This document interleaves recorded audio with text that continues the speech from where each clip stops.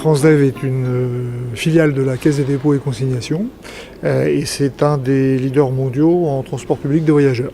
Nous gérons des aéroports, nous gérons du ferroviaire, nous gérons quelques bateaux, nous gérons aussi beaucoup de réseaux urbains et de réseaux interurbains. Nous exploitons en fait tous les modes de transport public de voyageurs. Au niveau national, bien sûr, et puis au niveau international, puisque nous sommes implantés en Amérique du Nord, en Amérique du Sud, en Asie du Sud-Est et une partie d'Europe de l'Est et d'Europe du Nord, et quelques pays du pourtour méditerranéen. Une partie très importante de nos activités, ce sont les transports scolaires.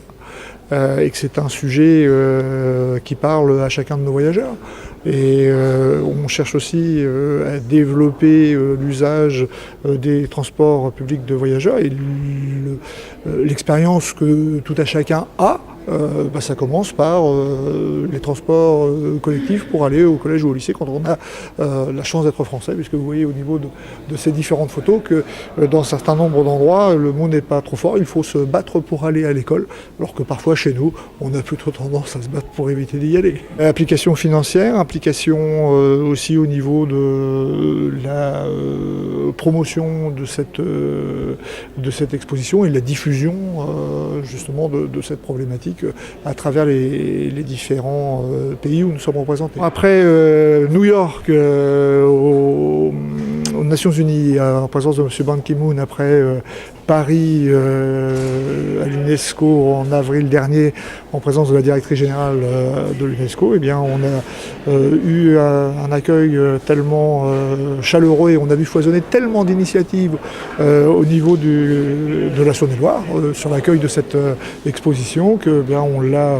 déployé dans son format identique que celui qui a été déployé aux Nations Unies et à l'UNESCO. Elle a déjà fait Vannes, elle a déjà fait de la Bretagne, elle va remonter dans le nord, puis elle descendra alors dans le nord c'est le département du nord, du côté de Calais, du côté littoral.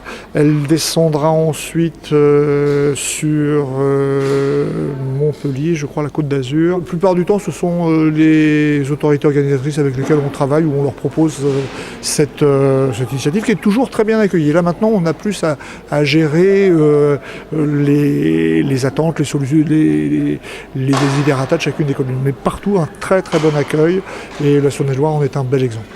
Je partage ce regard ému, d'ailleurs c'est pas la première inauguration, même si c'est la première de cette ampleur, et à chaque fois on sent que c'est un sujet qui parle à chacun. Et en fait ce qui est poignant dans cette très belle photo, c'est que c'est de l'homme.